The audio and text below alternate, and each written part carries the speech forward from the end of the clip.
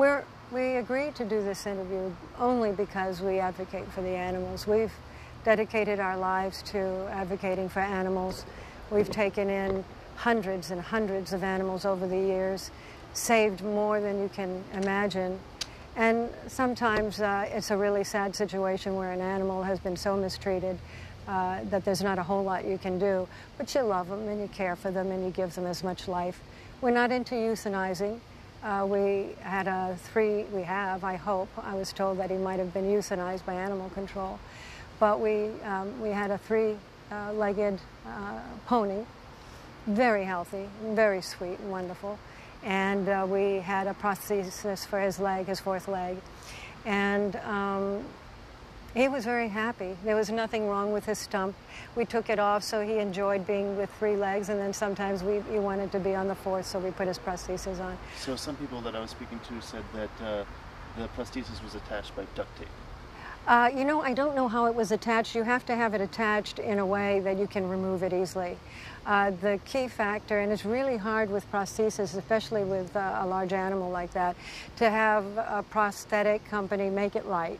So we've been basically kind of homemaking it because we've gone to several of the companies and they never can get it right, and he would get sores and it was really difficult for him. So we had to basically you know, do the best we can to come up with a prosthesis that worked. And it did work. He had a happy life, and I pray he's still alive. If they've euthanized him, it's only because they probably didn't know how to care for him. So was this a licensed sanctuary? No, it's private. It's a place that we have taken in every animal that has come to us. People have sent us animals from across the country. We took in two beautiful little baby boys that were in the Katrina flood, the Katrina hurricane. I'm from New Orleans, and so somebody heard about us and shipped these two babies that were floating in a basket. And they're big and fluffy and vibrant now. How many dogs were inside the house? A lot of dogs. And that's, you know, that's probably the biggest concern that people have is, you know, the topic of animal hoarding comes up. And it's a very popular topic of the day. We're not hoarders by any means, but because of the circumstances with the county, and we ended up in this place. What are the circumstances? For 25 years, they've been targeting us with hate crimes. They were complicit in burning our home in El Dorado Hills. What's their motivation? Control, power. We said early on when we were naive and came to this county as younger women that had high hopes to live in a beautiful place with nice people. And we realized that there was a lot of corruption. And so we talked to the sheriff, made friends with him, and we said, you know, we hope that you're going to make things right here. And some of the people up the hill didn't like it, and they were afraid we were going to expose them. And so the DA came after us at that time and brought 12 false felony charges. What is the information that you have about their corruption? I mean, you don't have to go into specifics, but how did you discover this corruption? It's not difficult. A lot of people know what's going on and they're afraid to say something. It's very clear. When we had these false charges, one day we showed up at the courthouse and all the charges were dropped when the DA was kicked out of the office, and we have a new DA who's much better. Vern Pearson is a very good DA. What was I saying? I'm sorry, I'm losing my train of thought. I haven't had much sleep. No problem. And in fact, they kicked us off our property without even letting me get a toothbrush. They allowed us 5 dogs, and which is an irony. They said, pick any of the dogs you want. There are 2 houses. There's a main house that had animals that were infected with the circle virus that animal control brought in 2014. So you were saying that the county brought in a virus? They did a false search and seizure in 2014, and they barnstormed our main home. There are 2 houses on the property. The house that I've been living in for the last 4 years with my indigent mom, completely paralyzed, so I have to take care of her. And all of the animals that didn't get the circovirus. So the second house has beautiful, healthy animals and some babies. The main house is a problem because all of those dogs got, they contracted the circovirus, which animal control brought in. And when they came in 2014, they couldn't find one problem with any of the animals. So what were you doing? None of the dogs were confiscated, none were cited, nothing, because they were all beautiful and healthy. What were you doing about the infected dogs? We've been, mainly my wife has been working with our vet for the past several years. And it's a very difficult virus to eliminate once it gets in the system. I call it skinny disease because it eats the muscle of the animal.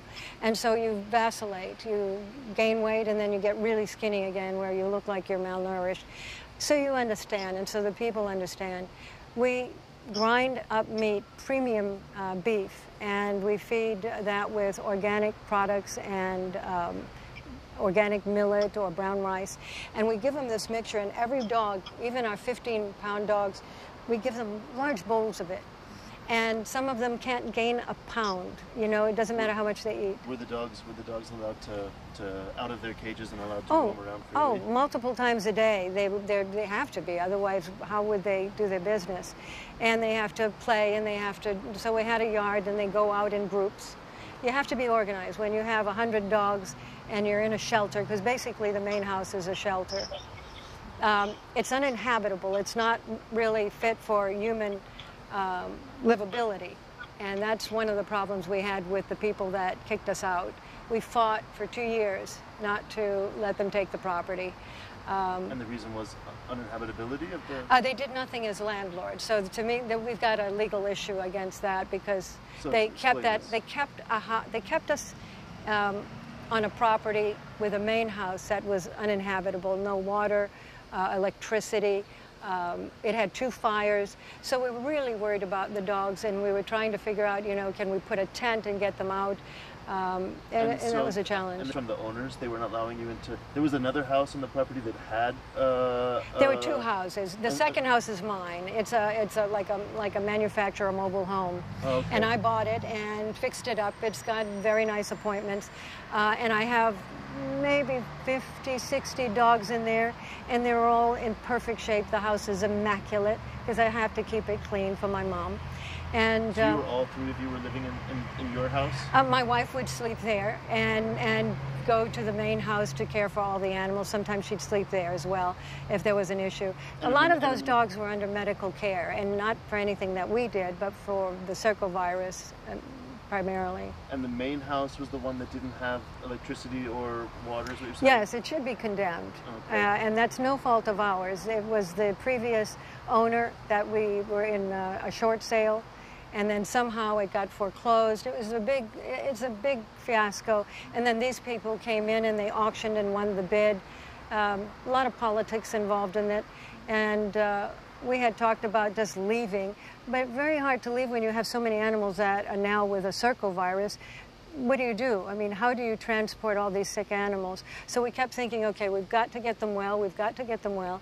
And we were looking at properties to buy, and we thought, well, let's try to buy this. Because the owners, the Nugents, would not do anything to repair the property, nothing, not anything. And we probably put in about, maybe 50, 60,000 just in some repairs in the last 6 months. We gave them 150,000, then they wanted more money. So altogether, they've probably gotten maybe 500,000 or more or less. I don't know, my wife handles the finance. But they were milking us for more money and more money in order to try to keep the eviction process at bay.